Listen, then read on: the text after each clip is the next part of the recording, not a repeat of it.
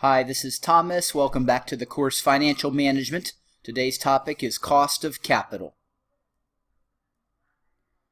Let's look at calculating the cost of capital for three classes of financing for this company: common equity, preferred equity, and debt. We're using some simplifying assumptions in these cost calculations. In particular, with the equity, we're assuming that there's no change in the common dividend, which is probably not likely. So in the next slide, we'll look at a more realistic scenario for the cost of common equity. In this scenario, in all three cases, we're calculating cost by the interest or dividend for the security as a percentage of the market price of the security. And we see that the common equity has the highest cost, then preferred equity, and then debt. And that's typical because the highest risk class of financing is common equity. The lowest risk class of equity is debt, and then the middle level of risk, and thus the middle cost level, is preferred equity. Again, that's generally the case when we have this kind of capital structure: common equity, preferred equity, and debt. Now let's look at a situation in which a company plans on dividend growth into the future. This means that the cost of equity is higher than a calculation based on the current dividend. The formula to calculate the cost of equity is the dividend in 1 year divided by current stock price plus the dividend growth rate. And in our scenario here, we have a current dividend of $8.44, a growth rate of 5.2% per year, and a current stock price of $78.80. So we begin by increasing the dividend by 1 year of growth. To get 1 year into the future, the dividend is now $8.88. Divided by the current stock price gives us 11.3%. And adding to that the ongoing growth of 5.2%, we arrive at a cost of equity of 16.5%. The difference in this cost calculation as compared to the cost calculation in the previous slide is that in the previous slide we assumed a stable dividend, and in this case we're in a more realistic scenario in which a company plans on dividend growth into the future. Capital weighting is telling us what percentage of the company's capital structure is what class of capital. And to calculate the weighting, we need to know the number of units outstanding of each class of capital. That will be shares for equity and bonds for debt. We multiply by the market price per unit to arrive at a total value for each class. That individual value as a percentage of the sum of the values gives us our weighting. And we can see in this example that common equity has the highest weighting, 62% of the capital structure, then debt with 28% of the capital structure, and finally preferred equity with 10% of the capital structure. And once we have our costs and our weightings, we can calculate the weighted average cost of capital. There's one adjustment that we need to make before getting to the weighted average cost of capital, or the WACC, and that is to adjust the cost of debt by the tax benefit. And we do that by multiplying the cost of debt by 1 minus the tax rate. In this case, the corporate tax rate is 32%. 1 minus the tax rate is 68%.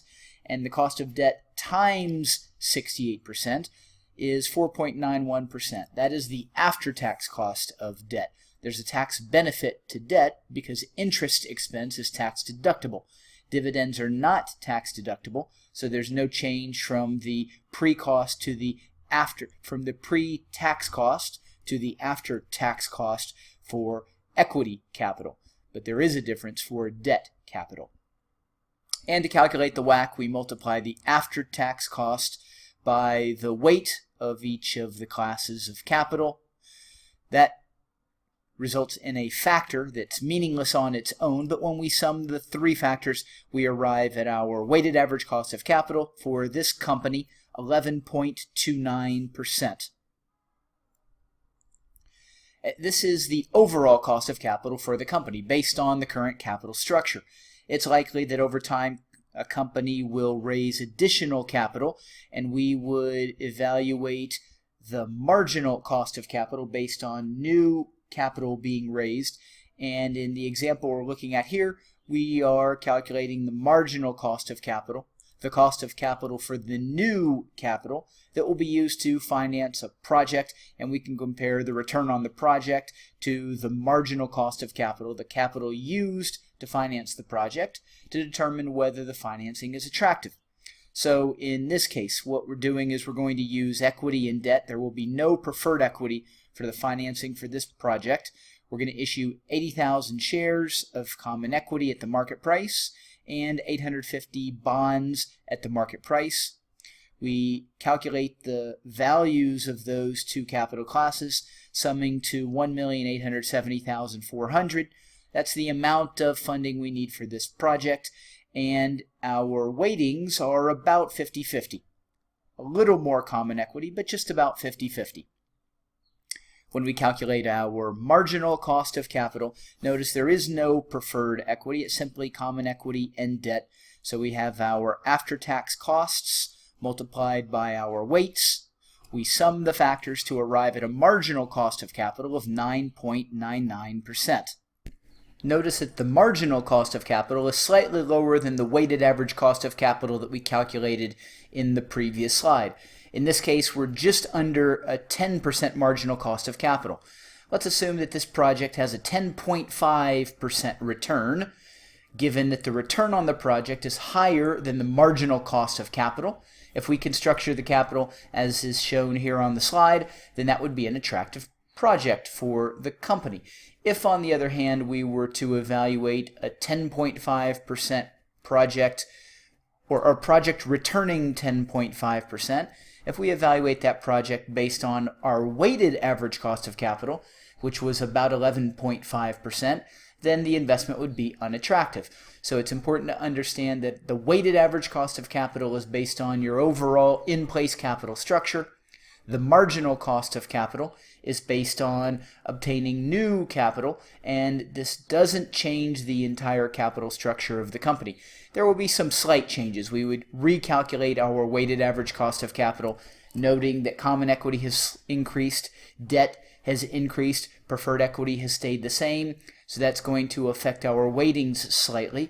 But given the amount of total capital for the company prior to this project, and the amount of capital that will be the increase in company capital with this project, the change won't be significant because the capital for this new project isn't a significant percentage relative to the existing capital in place.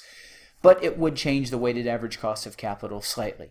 In this particular circumstance, we'll focus on the marginal cost of capital as 9.9%, and if we can put this structure in place for a new project and the project has a return greater than 9.9%, then that would be an attractive opportunity for us.